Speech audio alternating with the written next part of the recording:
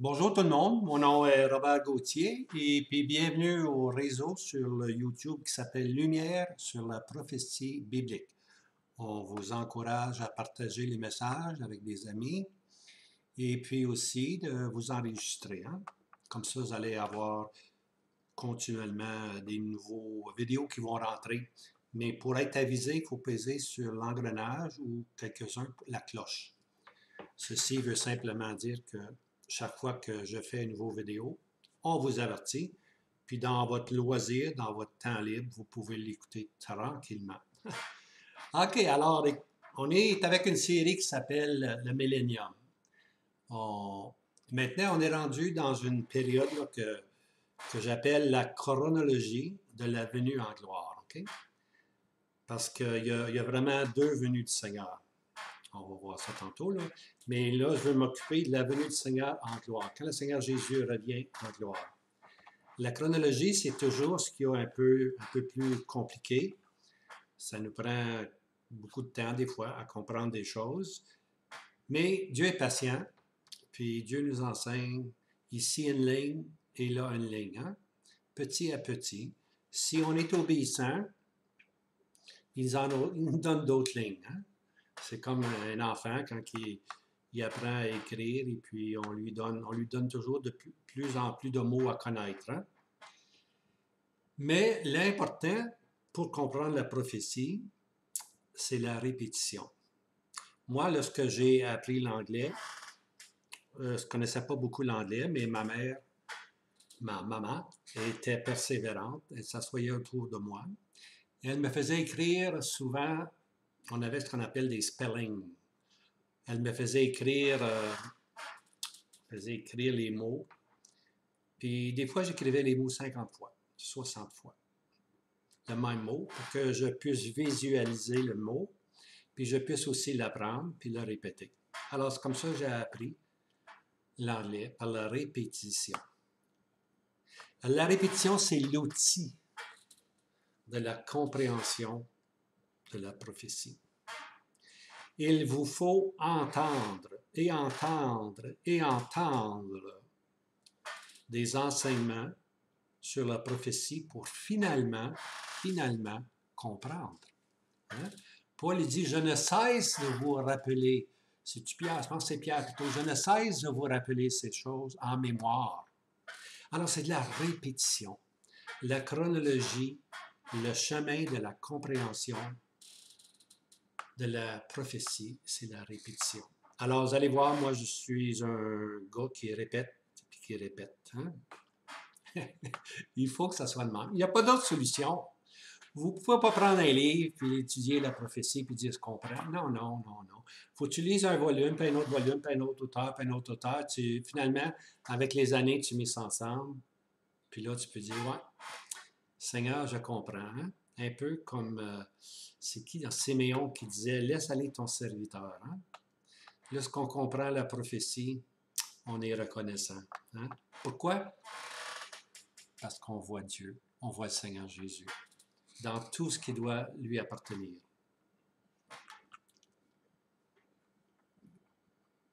OK, maintenant, on va laisser. OK, la venue en gloire de Christ. Premièrement, il y a deux côtés de la venue du Seigneur, la venue de Christ. Hein? Et puis, la première venue, c'est la venue en humiliation. Le Seigneur Jésus est venu sur la terre. Il est né dans une crèche.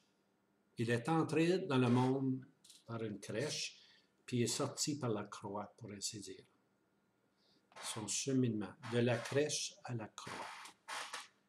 Mais Dieu a pris plaisir en lui et Dieu l'a ressuscité d'entre les morts. Okay? C'est une résurrection sélective. Okay? Le Seigneur il est prémisse, il est le premier vraiment à être ressuscité d'entre les morts. Okay? Et puis, il est allé dans le ciel et a pris place à la droite de Dieu. Hein? Sur le trône de Dieu. Il n'a pas encore son trône, mais on va le voir tantôt, il va être assis sur son trône. Alors, le Seigneur Jésus est venu en humiliation. La deuxième venue, c'est sa venue en gloire, lorsqu'il va revenir pour régner. Hein? Maintenant, les Juifs n'ont pas compris ces deux venues. Et pour eux, la seule venue qu'ils avaient dans la tête, c'était la venue en gloire. Ils n'ont pas accepté la première venue en humiliation. Eux, ce qu'ils voulaient, ils voulaient un roi, le roi des Juifs, qui détruit les Romains, tout simplement, et puis qui place Israël non plus à la queue, comme ils l'étaient et ils le sont, mais qui place Israël à la tête, où les nations voudront toucher le pan de la robe d'un Juif, tellement Israël va être reconnu comme étant élevé sur la terre. Alors, comme je disais, ils n'ont pas accepté Christ dans son humiliation. Lorsqu'ils lisaient l'Ancien Testament, ils ne lisaient que les passages qui parlent de la restauration en gloire d'Israël, régnant avec le Messie. C'est tout ce qu'ils ont compris. Ils n'ont pas vu l'humble serviteur.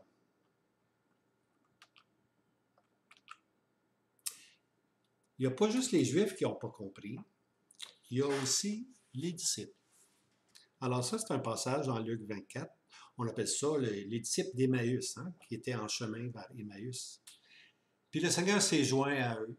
Imaginez-vous, le Seigneur s'est joint à eux. Quelle journée, quel enseignement il va leur donner. Il dit, aux gens sans intelligence et lents de cœur à croire toutes les choses que les prophètes ont dites. Les disciples étaient lents à croire les choses que les prophètes ont dites. Pas juste les Juifs, les disciples aussi. Ne fallait-il pas que le Christ souffrit ces choses, les souffrances, et qu'il entra dans sa gloire, la gloire. Les deux étapes, hein? L'humiliation, les souffrances de Christ, et puis la gloire de Christ. Alors ça, c'est un verset dans Luc 24, verset 25. Alors, un autre passage, c'est dans 1 Pierre, duquel saluent les prophètes qui ont prophétisé de la grâce qui vous était destinée, se sont informés et enquis avec soin, recherchant quel temps et quelle sorte de temps l'Esprit de Christ était en eux, indiquait, rendant par avance témoignage des souffrances, et voici l'humiliation, les souffrances, qui devaient être la part de Christ et des gloires. Alors, la première venue en souffrance, la deuxième venue en gloire. Hein? Alors, l'esprit de Christ qui était dans les prophètes. Les prophètes, ils parlaient au-delà de leur temps, au-delà souvent de leurs circonstances. Premièrement, le prophète est suscité pour corriger. Hein? Lorsque tout va mal, quand tout va bien, il n'y a pas de prophète en Israël. Quand tout va mal, voilà un prophète que Dieu envoie. Puis le prophète dit, voici ce qu'il faut corriger, chers amis. Corrigeons ceci, puis vous allez être bénis. Mais lorsque le peuple refuse d'être corrigé ou de se corriger, alors le prophète dit, OK, voilà ce qui va vous arriver. Voici les événements qui vont vous arriver. Et puis, vous allez subir ces conséquences-là. Mais en même temps, pour ceux qui veulent être fidèles, pour le résidu juif pieux, les prophètes projettent en avant une scène future. Rendant, on appelle ça rendant par avance. Okay? C'est ça, rendant par avance. La prophétie nous dit les choses qui vont arriver d'avance. Hein? Quand dans Isaïe, il dit Dieu se compare, il dit emmenez-les vos idoles, qu'il vous dise les choses qui vont arriver après celle-ci. Ben non, les idoles, ils peuvent même pas parler. Quand ils tombent, il n'y a personne pour les relever. Alors, mais la prophétie, c'est dire d'avance les choses qui vont arriver. Okay? Cacherai-je, hein, Genèse, cacherai-je à Abraham ce qui va arriver? Dieu a pris soin de révéler à son ami Abraham que Sodome et Gomorrhe allaient être détruits, les jugements venaient. Et puis dans le Nouveau Testament, le Seigneur Jésus nous appelle ses amis. Hein, je vous appelle mes amis. À un ami, tu révèles tes secrets les plus intimes. Alors, quel privilège! Le Seigneur nous appelle ses amis. Il nous révèle par la prophétie les choses d'avance, rendant par avance témoignage. Alors, Dieu nous dit ce qui va arriver par la parole de Dieu. La prophétie s'apprend dans les Écritures, bien-aimés. Elle ne s'apprend pas par les scènes qui se passent dans le monde. Elle ne s'apprend pas par la télévision. Elle ne s'apprend pas par les journalistes, la prophétie. Du prophecy update, il y en a tellement. Mais la prophétie s'apprend lorsqu'on va dans la parole de Dieu et par la foi, on comprend ce que Dieu nous dit et on l'accepte que ces choses-là vont arriver. Un exemple parfait, c'est Daniel. Daniel était 70 ans en captivité. Lorsqu'il était en captivité, Daniel n'a pas vu ce qui se passait dans le monde, là, dans le sens que Babylone allait être détruite dans une seule nuit par les Mèdes et les Perses. Non, lui, il n'était pas conscient de toutes ces circonstances-là, là, qu'on parle du COVID-19 ou qu'on parle de... Il n'était même pas conscient de ça, lui. Mais dans une seule nuit, le tout s'est accompli. Mais comment est-ce qu'il a compris? Il a lu le prophète Jérémie. Par le prophète Jérémie, il a compris que la durée était de 70 ans. Ce n'est pas par les circonstances extérieures de la vie qu'il a compris. Il a compris par la parole de Dieu que les 70 ans approchaient leur fin et puis que Israël serait libéré de Babylone puis il retournerait bâtir un temple à Jéhovah. Alors, c'est ça que la prophétie nous dit les choses qui vont arriver dans le futur. Mais ça, il faut se baser sur la parole de Dieu. Et voici maintenant la chronologie de la deuxième venue en gloire. Hein? En gloire. Pas en humiliation, en gloire. C'est ça qu'on voit. On prend la chronologie en gloire. La chronologie en humiliation est assez simple. Hein? De la crèche à la croix. Mais en gloire, c'est différent. Il y a beaucoup d'événements qui vont se passer et puis des événements qui arrivent rapidement. Surtout les 75 derniers jours, là, 2 mois et demi, ça va arriver boum, boum, boum, très rapidement. Mais la chronologie est là, on va la voir. Maintenant, cette deuxième venue-là, elle va se faire en plusieurs étapes, OK? La venue en gloire, c'est pas boum, c'est fait. Le Seigneur est venu. Non. La venue en gloire se fait par étapes. 1, 2, 3, 4. OK?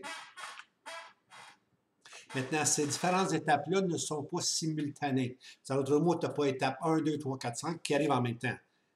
Ils arrivent, sont subséquents, pour ainsi dire. Ils arrivent une après l'autre. Ils ne sont pas simultanés. Ce sont des séquences qui arrivent une après l'autre. Okay?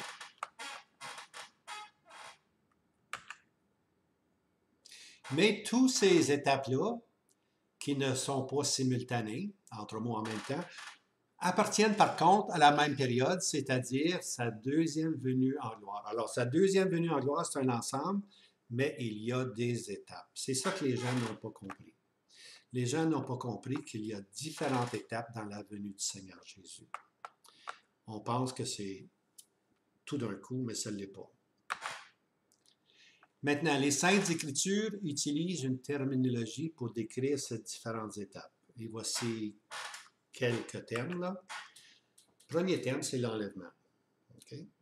Le deuxième terme, c'est la manifestation de Christ, l'apparition de Christ, la venue de Christ, la journée de Christ, en ce jour-là, jusqu'au jour de Christ. Ce sont tous des expressions. Le jour de l'Éternel, ça c'est la terminologie qui nous parle de la deuxième venue en gloire. Ce sont tous des événements un petit peu différents, où l'Écriture donne des points qui les différencient. OK, on va y aller par étapes, ça va être plus simple. La première étape. Bien, la première étape, naturellement, bien-aimé, c'est la bienheureuse espérance. Hein? C'est la venue de Christ pour l'Assemblée pour son épouse, qui est l'Église. On appelle cette période-là, cette première étape-là, c'est l'enlèvement. Okay? Il faut premièrement, et je le dis, il faut premièrement que l'Église, le peuple céleste, soit enlevé de la terre pour que les événements prophétiques puissent s'accomplir. La 70e semaine de Daniel ne peut pas commencer avant que l'épouse soit partie, que le peuple céleste soit parti. La prophétie, c'est en rapport avec le peuple terrestre Israël. Alors, on ne peut pas avoir deux éléments en même temps. On ne peut pas avoir le peuple céleste puis le peuple terrestre. C'est premièrement, aujourd'hui, l'Église, le peuple céleste va être enlevé. Et puis, après l'enlèvement, va commencer la 70e semaine d'Israël, qui est en rapport avec le peuple terrestre qui est Israël. Maintenant, c'est un verset qui est basé, l'enlèvement, c'est un verset qui est basé sur 1 Thessaloniciens, chapitre 4, verset 15 à 18. Maintenant, remarquez bien ceci ici, là. C'est quoi ça?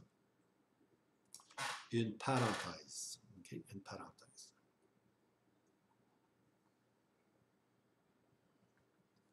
Le Nouveau Testament est basé sur des parenthèses. Ou je devrais plutôt m'expliquer. Le Nouveau Testament est basé sur des révélations. Okay? L'Ancien Testament est basé sur la prophétie des choses terrestres. Mais l'Église, qui est une entité complètement différente du peuple terrestre, les enseignements de l'Église nous viennent pas de l'Ancien Testament. Il n'y en a pas d'Église dans l'Ancien Testament. Oubliez ça. Elle n'est pas là. Vous pouvez trouver des applications, mais elle n'est pas dans l'Ancien Testament. Elle était cachée dès les siècles passés. Paul nous dit ceci. Probablement, c'est en parenthèse ça aussi que Paul dit ceci. Hein? Lorsque Paul parle de l'Église qui était cachée dans les voies de Dieu, de toute éternité. Alors, c'est l'apôtre Paul, l'instrument que Dieu s'est servi pour nous donner des révélations. Non seulement l'apôtre Paul nous dit c'est quoi l'Église, il nous dit aussi c'est quoi la fraction du pain, il nous explique pour la résurrection, puis ici il nous explique pour l'enlèvement. Puis il y a des gens qui disent que l'apôtre Paul c'est un chauviste. N'en reviens pas. Enlevez les écrits de l'apôtre Paul, vous n'avez plus rien. Vous n'avez même pas l'Église, alors ne vous dites pas croyant si vous n'écoutez pas l'apôtre Paul. Parce que c'est l'apôtre Paul qui nous fait comprendre l'Église. C'est vraiment lui. À moi, hein? À moi a été confié, dit-il. Hein? C'est lui qui a reçu ce privilège-là. Puis il a été fidèle. C'est ça qui est beau, il a été fidèle. Alors, ici, c'est une parenthèse, puis c'est en rapport maintenant avec la fin du témoignage de l'Église. Comment ce témoignage-là va-t-il se terminer? Si on lit l'Apocalypse, les 7 églises, qui est un cheminement, hein? Un cheminement des églises à travers les siècles, avec Éphèse, le premier amour, puis on continue. On arrive avec Laodicée, qui veut dire les droits du peuple, People's Right, la démocratie. Hein? Alors, l'Église qui est démocrate, qui choisit ses propres chefs, etc. Et non pas Christ qui est la tête qui choisit. Christ a donné des dons à l'Assemblée. Mais on a perdu de vue que Christ, l'Église d'aujourd'hui a perdu de vue que Christ est le chef, il est la tête. Hein? Puis c'est lui, par l'Esprit Saint, qui doit contrôler l'Église. Et puis, on lit dans l'Apocalypse qu'avec Laodicée, parce que tu as mis chaud du foie, je te vomirai de ma bouche. Hein? Le témoignage de Dieu s'en va dans cette direction-là. Plus de chaleur, plus de froid. L'indifférence. Hein? Aujourd'hui, les chrétiens disent, un peu comme Satan dit, hein? Satan a dit dans le Genèse, quoi? Dieu a dit? Voyons donc, Dieu n'a pas dit ça.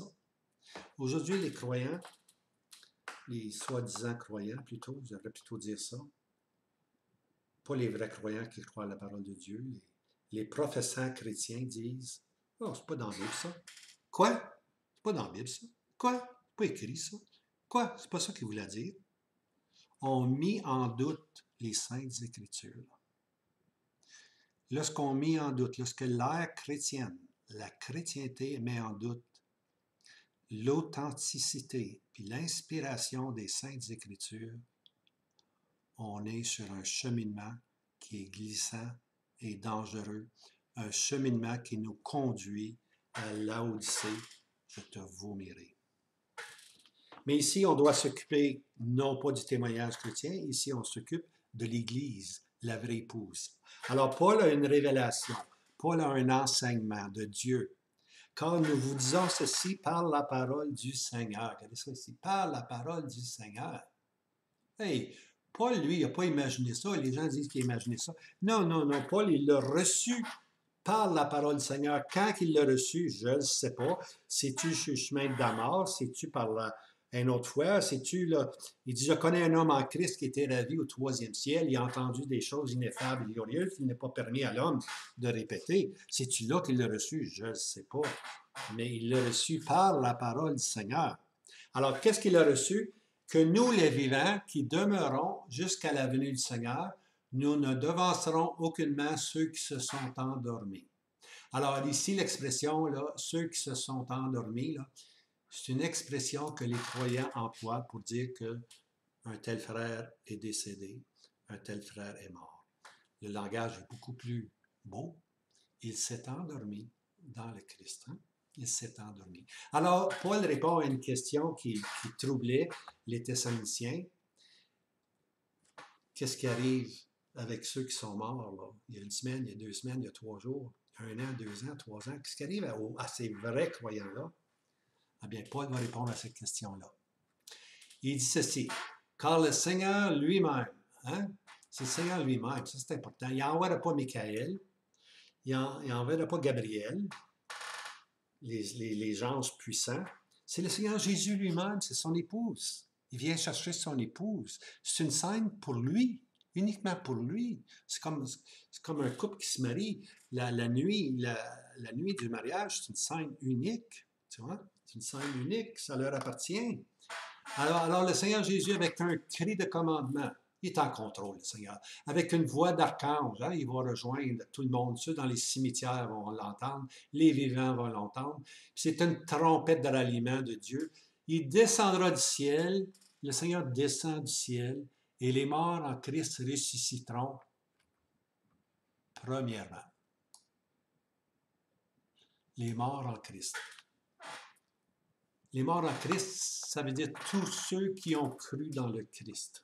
Que ce soit Abraham, Jacob, Isaac, ils ont reçu la parole de Dieu et ils ont cru. Okay? Les témoignages de Dieu étaient différents à différentes époques. Hein? Lorsque, au jour de Noé, le Seigneur n'a pas dit à Noé, crois au Seigneur Jésus, tu seras sauvé. Non, Dieu dit à Noé, le déluge s'en vient, mon Noé. Bâtis-toi une arche. Et Noé crut Dieu. Hein? Puis quand Abraham, lui, n'avait pas d'enfant, Dieu lui dit, regarde les étoiles. Regarde les étoiles, Abraham. Tu vois, à l'âge, c'est au-dessus de 100 ans, puis ta femme aussi. Ça ne fait rien. Je vais te donner une multitude d'enfants. Regarde le ciel. Et Abraham crut Dieu. Et cela lui fut compté à justice. C'est là qu'il a été sauvé, Abraham. Alors nous, c'est un autre message. Le message, c'est crois au Seigneur Jésus et tu seras sauvé. Et pour nous qui avons mis notre confiance dans cette parole-là, qui avons mis notre confiance dans le Seigneur Jésus, nous appartenons maintenant à Christ. Nous sommes son épouse, l'assemblée du Dieu vivant. Okay? Alors, les morts en Christ, ceux de l'Ancien Testament, puis naturellement ceux du Nouveau Testament, puis ceux qui sont morts en Christ hier et avant-hier, hein, eux vont ressusciter premièrement, puis nous les vivants, si par grâce on est encore ici, nous les vivants qui demeurons, nous serons ravis ensemble, avec eux, dans les nuées, c'est là que ça va se passer, dans les nuées, à la rencontre du Seigneur, en l'air. Okay? Si vous n'êtes pas satisfait avec les nuées, on va aller en l'air. Hein? En l'air, il n'y a pas de doute là. Et ainsi, nous serons toujours avec le Seigneur. Consolez-vous donc l'un l'autre par ces paroles. Hein? C'est dans les nuées que ça va se passer. C'est dans les nuées que l'époux rencontre son épouse. Hein? Et puis, c'est là que ça se passe en l'air. Hein?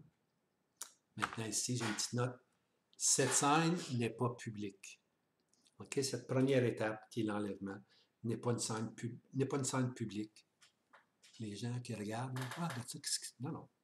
C'est une scène privée entre Christ et son épouse. Okay? Entre Christ et les croyants de l'Ancien Testament. C'est une scène privée. Alors, la deuxième étape de la chronologie de la venue en gloire, c'est maintenant le Seigneur Jésus qui vient. Premièrement, il vient pour son épouse, l'enlèvement. Ensuite, il vient la venue sur un cheval blanc. Je vais vous donner le verset. Apocalypse 19, verset 11. Et je vis le ciel ouvert, et voici un cheval blanc, et celui qui est assis dessus, appelé fidèle et véritable, et il juge et combat en justice.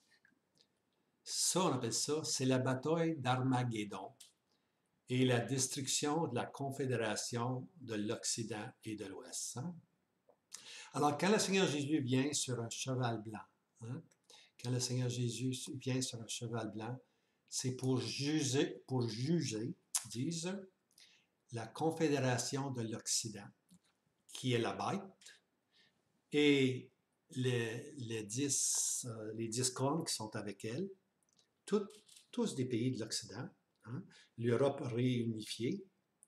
Alors, cette confédération-là, avec le chef qui est le prince à venir, la bête, et puis son homologue, le chef religieux, qui est le faux prophète ou l'antichrist, hein, ces gens-là, unis ensemble, font une guerre contre l'agneau.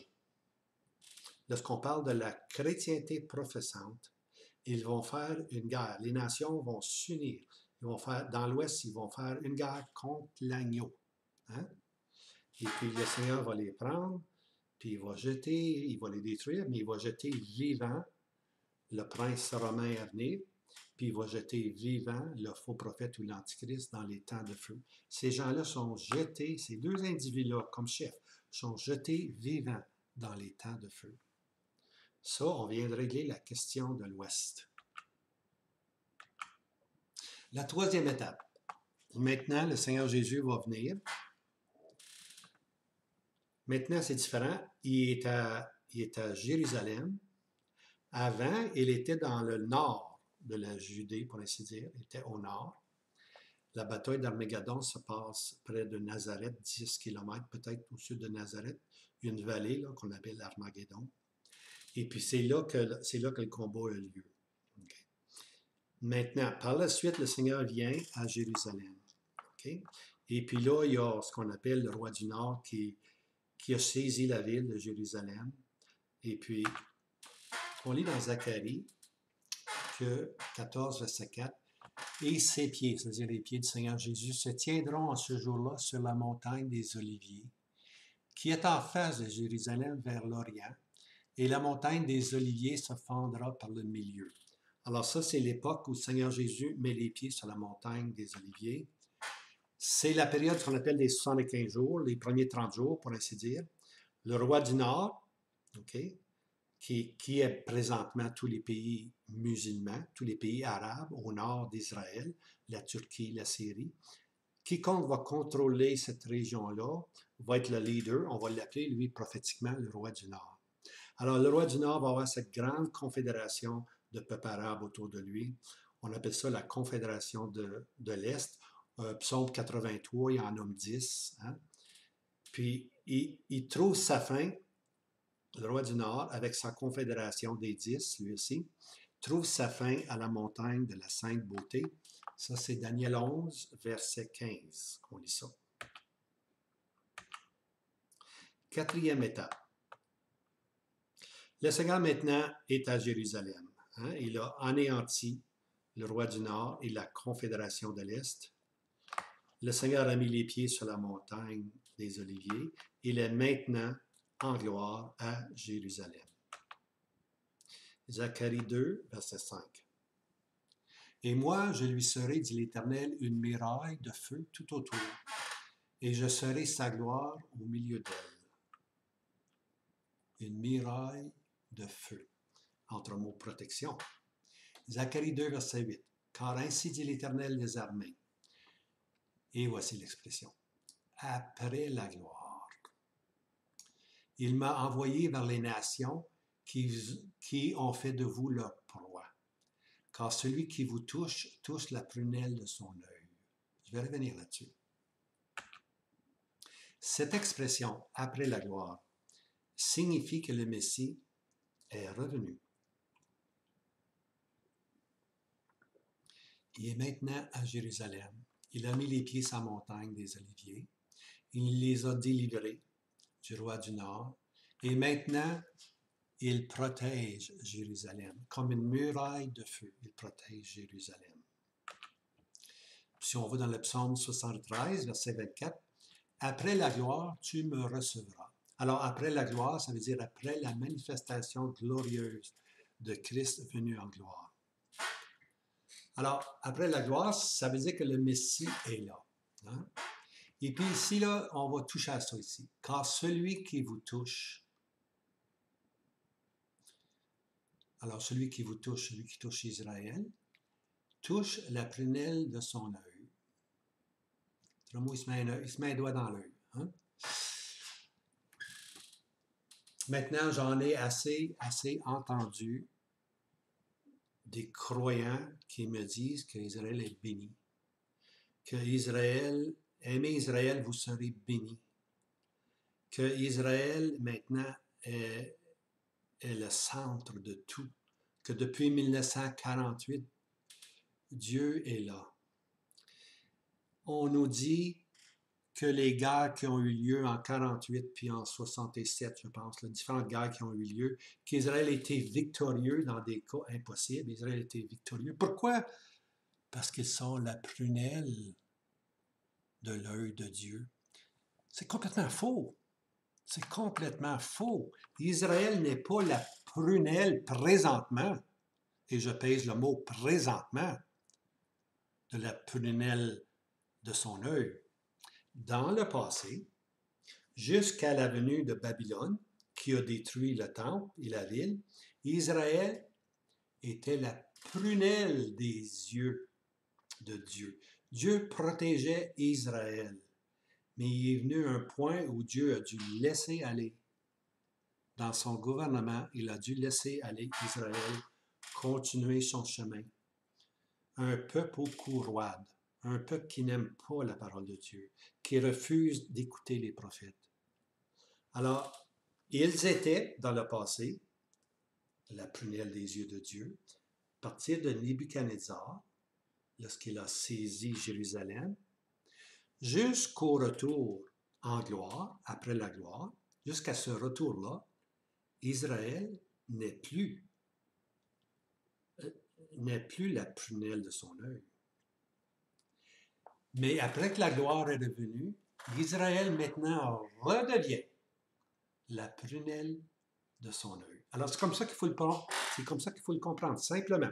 Dans le passé, ils étaient, dans le présent, ils ne sont plus, et dans le futur, ils vont être sous la protection de Dieu. Maintenant, ça c'est important, c'est vraiment important à saisir parce qu'on nous donne des enseignements qu'il faut bénir Israël, puis si on bénit Israël, on va être béni. On n'a rien à faire avec ça. On n'a vraiment rien à faire avec ça. Le prophète, la prophétie nous dit dans Osée, écoutez-moi bien là, 3 mots hébreux. Lo ami, pas mon peuple. Lo rukama, plus de miséricorde, puis j'Israël, je vais vous semer, vous parsemer à travers le monde. Telle est la situation d'Israël. Ils sont parsemés, ils n'ont plus la miséricorde de Dieu, et puis ils ne sont plus le peuple de Dieu. Okay? Ils sont parsemés à travers ce monde. Ils ne sont plus présentement la prunelle de son œil. Dieu, dans sa providence, intervient naturellement, parce que si Dieu laissait aller les affaires, il n'y en aurait plus de résidu pieux. Il serait anéanti. Alors, Dieu intervient souverainement, comme en cachette. Dieu intervient, puis il organise les choses pour qu'un jour, il puisse y avoir un résidu qui se tourne vers le Messie. Puis ce résidu pieux-là va devenir ce qu'on appelle l'Israël de Dieu. Hein? Quand on parle de l'Israël de Dieu, on parle des Juifs qui vont se convertir, les Juifs pieux qui vont se tourner vers Jéhovah, qui vont dire quelles sont ces marques à tes mains. Hein? Présentement, les Juifs croient en Jéhovah, mais ils ne croient pas que Jésus-Christ est Jéhovah. Il y a une différence là. Ils croient en Jéhovah, mais ils ne croient pas que Jéhovah s'est manifesté en humilité dans la personne du Seigneur Jésus et qu'il a été crucifié pour leur iniquité. Mais ils devront apprendre cette leçon-là. Alors, simplement pour dire qu'on ne peut pas dire aujourd'hui qu'Israël, c'est la prunelle de son œil. On va pouvoir le dire après que le Seigneur Jésus, après la gloire, après que le Seigneur Jésus va être revenu, comme une muraille de feu, tout autour, il va protéger son peuple. On va le voir dans ce qui suit. Finalement, va arriver la scène de Gog et Magog. Ça, c'est les derniers 45 jours. Okay? Dans les premiers 30 jours, le Seigneur a mis les pieds sur la montagne des Oliviers. Dans les prochains 45 jours, le Seigneur est à Jérusalem. Il protège maintenant Jérusalem comme une muraille de feu. Et puis finalement, va arriver sur la scène ce qu'on appelle Gog et Magog. Pour eux, là, la gloire est revenue. Là, ils s'en foutent bien de ces autres. Eux, ce qu'ils veulent, là, c'est l'agrandissement. Ce qu'ils veulent, c'est s'agrandir, s'épanouir, contrôler le monde, puis contrôler la mer Méditerranée, parce que c'est un fait connu que quiconque contrôle la mer Méditerranée contrôle tous les océans. Il a accès à l'univers, pour ainsi dire. Alors, Jérusalem, il faut l'enlever de là. Il faut prendre possession de Jérusalem. Alors, ce Gog puis Magog, Gog, c'est le tsar, c'est le prince, on peut dire. Magog, c'est le territoire qui est la Russie. Alors, le tsar de la Russie intervient avec une autre armée. Maintenant, tous ceux qui sont avec lui, on appelle ça la Confédération. On avait la Confédération du roi du Nord, hein, psaume 83, mais ici, on a la Confédération du fond du Nord, qui est la Russie. Alors, elle aussi, elle a sa confédération. Et puis, tout le monde se joint avec la Russie. Puis, la Russie arrive sur Israël. Et puis, finalement, elle trouve sa fin dans le territoire d'Israël. Et puis, un feu va brûler les âmes pendant 7 ans. 5, 6, 7 ans. Le millénium va être commencé, là. Puis, dans le millénium, le feu va brûler. Tu vois? Parce que Gog et Magog arrivent à la porte du millénium. Alors, pendant 7 ans, là, le feu va être là en mémorial à cette grande bataille, tu vois. Les Juifs ne parleront plus de la traversée de la mer Rouge comme ils le font présentement. Quelle grande délivrance. Ils vont parler de la délivrance du roi du Nord puis de la délivrance de Gog puis Magog. C'est ça qui va être leur référence maintenant. Ils ne parleront plus de la mer Rouge. Ils vont se rappeler de cette période-là où Dieu est intervenu puis les a délivrés. Alors, comme je disais, nous sommes à la porte millénaire. On est rendu à 1335 jours. Daniel 12, verset 12. Bienheureux celui qui se rend à 1335. Hey, enfin rendu au millénium. Alors, maintenant, il y a une 5e étape. Le Seigneur est lui ici comme il s'assiera sur le trône de sa gloire. C'est un verset dans Matthieu 25, 31 à 32. Or, quand le Fils de l'homme viendra dans sa gloire, OK? Et tous les anges avec lui, alors il s'assiera sur le trône de sa gloire, et toutes les nations seront assemblées devant lui, et il séparera les uns d'avec les autres, comme un berger sépare les brebis d'avec les chèvres. Okay? Alors, les nations, c'est les gens qui ont survécu, okay? Qui ont survécu, et puis qui maintenant vont être jugés selon leur position qu'ils ont prise vis-à-vis d'Israël. Est-ce qu'ils ont aimé les Juifs? Est-ce qu'ils ont protégé les Juifs? Parce que les Juifs sont sortis avec le message du royaume, le Messie revient. C'est ça le message qu'ils vont faire les Juifs. Le Messie revient, ils vont aller dans les nations, le Messie revient. Est-ce que ces nations-là ont bien reçu les messagers? Est-ce qu'ils ont cru le message? S'ils ont cru le message, ils sont des brebis. S'ils n'ont pas cru le message, ils sont des chèvres. Alors le Seigneur, ici, comme un berger, sépare les brebis d'avec les chèvres. On appelle ça là, le jugement des vivants. Quand le Seigneur est assis sur son trône de gloire, c'est le jugement des vivants. Matthieu 25. Ça, c'est à l'entrée. Ça aussi, ça passe à l'entrée du millénium. C'est le jugement. Je dis à l'entrée du millénium parce qu'il y a un jugement à la sortie du millénium, si on peut s'exprimer ainsi. Ou à la fin du millénium, il va y avoir un autre jugement. On l'appelle ici le jugement des morts. Regardez ici, le jugement des morts. Ici, c'est le jugement des vivants. Oui, les vivants vont être vivants, là. Ils ne passeront même pas par la mort. Les vivants vont être jetés dans le feu éternel. Oh! On n'entend pas souvent parler de ça. On entend tout le temps parler du jugement des morts. Mais il y a un jugement qu'on appelle le jugement des vivants. Mais à la fin du millénium, il va y avoir un autre jugement qu'on appelle le jugement des morts. Petit ou grand, hein, les morts soient petits ou grands. Et le passage, c'est « Et je vis un grand trône blanc ». Hein? Apocalypse 20, verset 11. Un grand trône blanc. Alors, ces deux trônes-là, c'est sur le trône de sa gloire. Puis à la fin du millénium, c'est un grand trône blanc qui est installé. Et puis tous ceux qui passent devant ce trône sont tous coupables. Toute bouche fermée. Ils ne pourront pas dire mais, il n'y aura pas de mais. Bouche fermée, jugement exécuté dans les temps de feu. Alors, l'état éternel commence. Apocalypse 20, verset 11. Et la terre s'enfuit et le ciel. Et il ne fut pas trouvé de place, de lieu pour eux. Alors ici, le millénium est fini. La terre s'enfuit, le ciel s'enfuit, puis on tombe dans ce qu'on appelle l'état éternel, l'éternité. L'éternité avec Christ. Maintenant, il y a deux termes qu'il faut saisir, là, qui nous conduisent au millénium, ou encore plus exactement à l'état éternel. Parce que ces deux termes-là incluent le millénium, mais se rendent jusqu'à l'état éternel. Okay? À partir de l'état éternel, ces deux termes-là n'existent plus. Alors ici, on a suivi la chronologie des événements qui nous mènent à l'état éternel. Il est bon d'éclaircir deux termes qui couvrent cette période. Okay?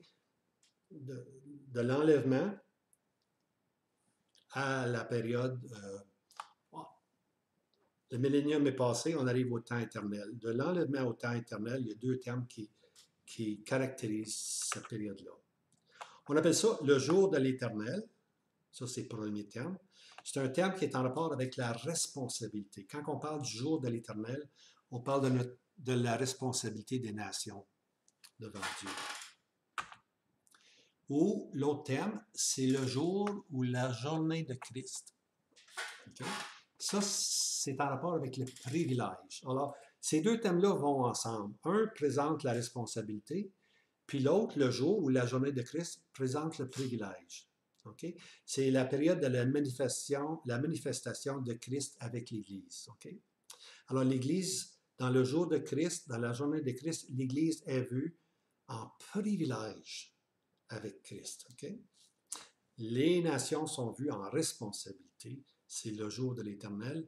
Lorsqu'on parle du privilège avec Christ, on parle du jour ou de la journée de Christ.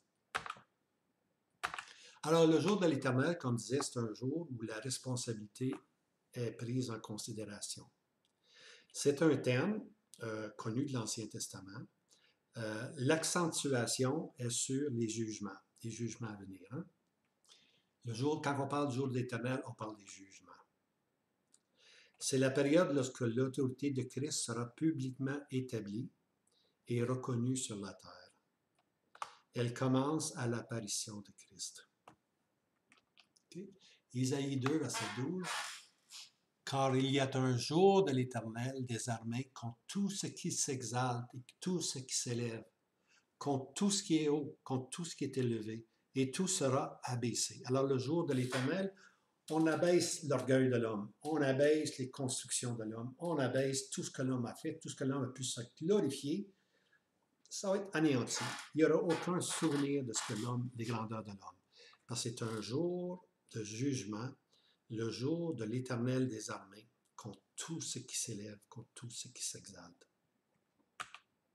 Joël 2 nous donne la même pensée, que tous les habitants du pays tremblent, car le jour de l'Éternel vient, car il est proche, un jour de ténèbres, un jour d'obscurité, un jour de nuée et d'épaisses ténèbres. Le jour est proche. Ce jour-là, c'est un jour de jugement.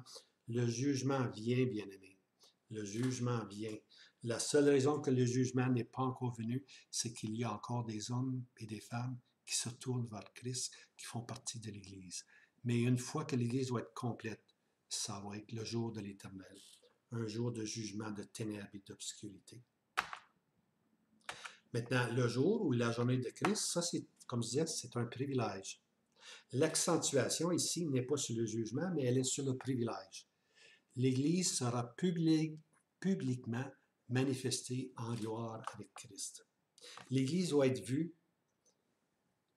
comme étant l'épouse de Christ. L'Église doit être vue glorifiée. Ce que le monde nous traite de bon rien, puis de ci, puis de ça, ceci va complètement changer. Il y a ce qu'ils vont voir Christ, ils vont voir à ses côtés l'épouse. Christ a aimé l'Assemblée. Ils vont voir l'épouse. Alors, il faut à un moment donné que ceci soit lieu aussi, que cette présentation se fasse devant le monde. Christ et l'Église. Alors, c'est pour ça qu'on arrive aux récompenses dans le millénium. C'est important, les récompenses dans le millénium, parce que c'est notre association avec Christ. Okay? Notre association avec Christ. Voici les versets. Puis je termine. 1 Corinthiens 1, verset 8. Qui aussi vous affirmera jusqu'à la fin pour être irréprochable dans la journée de notre Seigneur Jésus-Christ. Ça ne parle pas de la venue du Seigneur Jésus ici, ça ne parle pas de l'enlèvement ici. Ça s'appelle la journée en gloire, lorsqu'on va être associé dans la journée de notre Seigneur Jésus-Christ. Il va y avoir une journée où l'Église va être associée avec Christ. Et le monde sera en admiration. L'autre, c'est dans Philippiens 1,6, étant assuré de ceci même, que celui qui a commencé en vous une bonne œuvre l'achèvera jusqu'au jour de Jésus-Christ. Celui qui a commencé en vous une bonne œuvre l'achèvera jusqu'au jour de Jésus-Christ. Il va y avoir ce jour de manifestation. On va être manifeste avec Christ. Philippiens 1,10, pour que vous discerniez les choses excellentes, afin que vous soyez purs et que vous ne bronchiez pas jusqu'au jour de Christ. On ne parle pas de l'enlèvement ici, on parle du jour de Christ, ou le jour où Christ va être manifesté en gloire. Hein? Ce sont des expressions qu'on voit continuellement. Et puis, il faut voir que ces expressions-là sont des expressions qui nous associent avec Christ, jusqu'au jour de Christ. Hein? Et puis finalement, Paul dit, Philippiens 2,16, présentant la parole de vie pour ma gloire, au jour de Christ, en témoignage que je n'ai pas couru en vain, ni travaillé en vain. Alors, les Philippiens vont être une gloire, dans un sens, pour Paul. Parce que Paul n'a pas couru ni travaillé en vain. C'est-à-dire, s'ils sont fidèles, si les Philippiens continuent à être fidèles, il va y avoir une récompense qui va être octroyée à l'apôtre Paul. Alors ça, on va tomber tantôt dans les récompenses, là, mais ce sont des versets clés, tu vois. Lorsqu'on parle des récompenses, on parle jusqu'au jour de Christ, on parle au jour de Christ, hein? Dans la journée de notre Seigneur Jésus, là, ce sont les privilèges, notre association avec Christ, puis chacun va recevoir la récompense qui lui est due par le seul Dieu juge. Les récompenses sont bien aimées pour le millénium, ils ne sont pas pour le ciel. Alors, le règne millénaire est important, il se doit. Il se doit. Alors, la venue en gloire, je termine ici, avec un verset dans le titre, attendant la bienheureuse espérance. Ça ici, c'est l'enlèvement. La bienheureuse espérance, l'enlèvement. Wow! C'est toute une espérance. Et, ici, regardez, et, alors c'est deux choses. L'enlèvement, la bienheureuse espérance, et l'apparition de la gloire de notre grand Dieu et Sauveur Jésus-Christ. Quand le Seigneur Jésus va apparaître avec ses saints. La bienheureuse espérance, il vient pour ses saints, Mais avec l'apparition de la gloire, il est avec ses saints. Il vient pour, puis il revient avec. Mais aussi à tous ceux qui aiment son apparition. 2 Timothée 4. Hein? Ceux qui aiment son apparition. Ceux qui attendent la venue, bienheureuse espérance, ceux qui attendent sa venue, puis ceux qui aiment son apparition. Alors, bien-aimés, il faut les deux. Hein? Il faut attendre sa venue. On a hâte que le Seigneur Jésus vienne nous chercher. Non pas pour que notre corps cesse de souffrir, mais pour le voir. Pour le voir, oui, pour voir Christ et toute sa gloire. C'est comme ça qu'il faut attendre le Seigneur. C'est lui qu'il faut attendre. Et non pas notre délivrance. Ah, Seigneur, sauve-moi, viens me chercher. C'est pas comme ça marche. On aime la venue du Seigneur parce qu'on va le voir. C'est ça que l'épouse a dit, je veux te voir. Viens, Seigneur Jésus, viens. Puis le Seigneur répond, je viens bientôt. Hein? Amen, viens, Seigneur Jésus. En plus de ça, nous sommes exhortés à aimer son apparition. Lorsque le Seigneur Jésus va apparaître, puis toute la gloire va lui être donnée, et puis on va être à ses côtés, hein, comme son épouse. Alors, bienheureux ceux qui attendent sa venue, bienheureux ceux qui aiment son apparition. Bien-aimés, ayons les deux, s'il vous plaît. Ayons les deux. Hein? Faut pas juste attendre le retour du Seigneur Jésus, il faut voir les gloires qui lui appartiennent. Et ça, c'est son apparition, la venue du Seigneur en gloire. On l'a connu, le Seigneur Jésus, en souffrance. On attend la venue en gloire du Seigneur Jésus. Alors que le Seigneur vous encourage, et puis on va procéder le prochain, là. On va tomber maintenant dans les récompenses, les couronnes. Hein? Je pense qu'il y en a 7. On va rentrer dans les récompenses. Je le dis encore, les récompenses, c'est pour le règne millénaire. Au ciel, on est tous égaux. La coupe est comble. Alors, merci beaucoup. Que le Seigneur vous encourage. Maranatha, Jésus revient bientôt.